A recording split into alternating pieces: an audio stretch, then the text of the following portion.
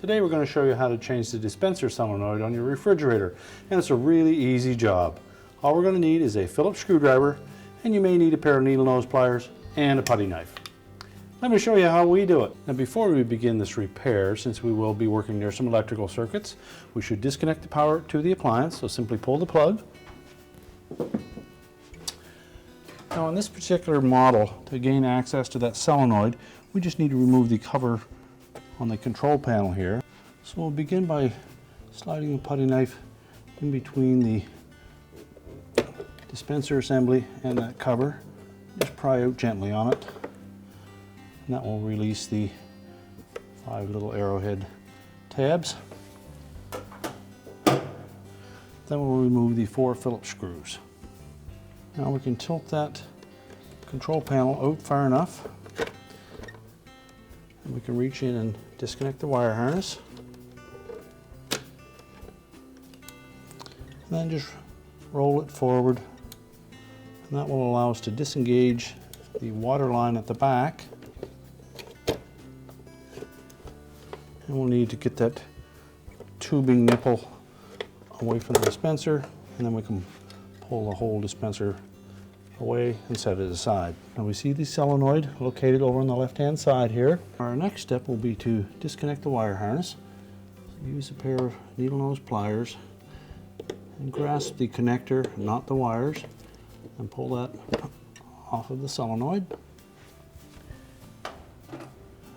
Well, next we're going to remove the center grounding screw.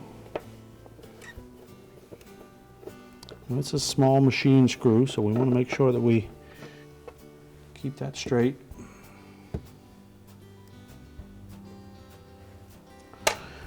Then remove the 2 mounting screws, and they're a self-tapping screw. Now lastly, up in the top left-hand corner, there's a single Phillips screw that holds a forked tab on that bracket, and we just need to loosen that screw a turn. So just support the solenoid while we loosen it, and then it will drop out. You'll also see the plunger for that solenoid is still attached to the hinged end of that flapper door, and if we open that door a little bit, that will drop off. Now to attach the new solenoid and plunger, we find it easier if we just slide that plunger in part way and then just jam it to the side with one finger. And if we can pull that harness out of the way, we can reach up in there and hook that around that lever, and then slide that forked end of the bracket under the head of the screw and just hold it in position. And tighten the screw. Make sure we line up the 2 bottom screw holes as we tighten that. And we can reinstall the 2 screws in the bottom and the ground screw. And try to orient that ground screw around to the right. Put the screw through the eyelet, and then tuck it in underneath. Tighten that securely. And we'll reconnect the 2-wire harness to the solenoid. Make sure it's on securely. And then we'll make sure that we have the top edge of that flapper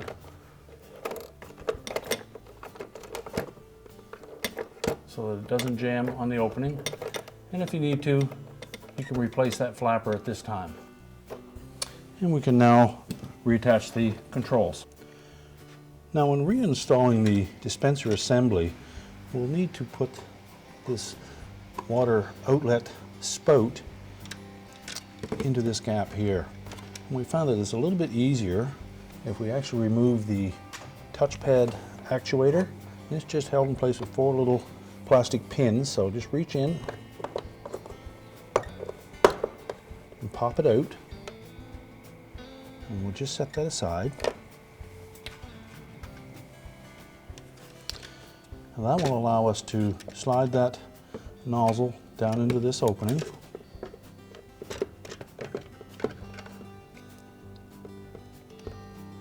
Then we can reconnect the wire harness.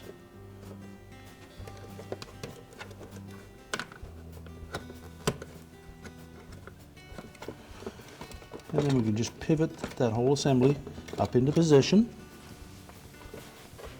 Making sure that we don't pinch any wire harnesses.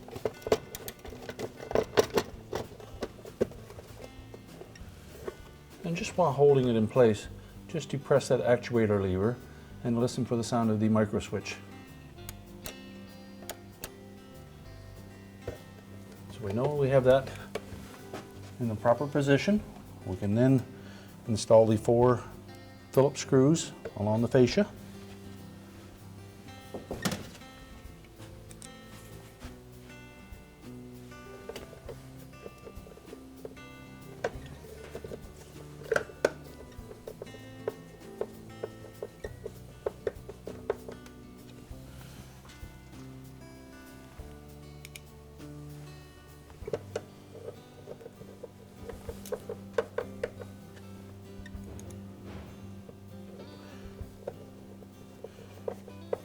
Make sure they're tight, but don't over tighten them.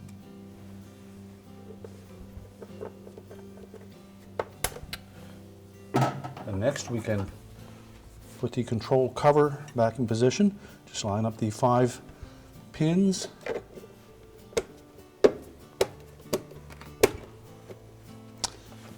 And then we'll reinstall the touchpad. Just line up the 4 pins. Press each corner firmly into position.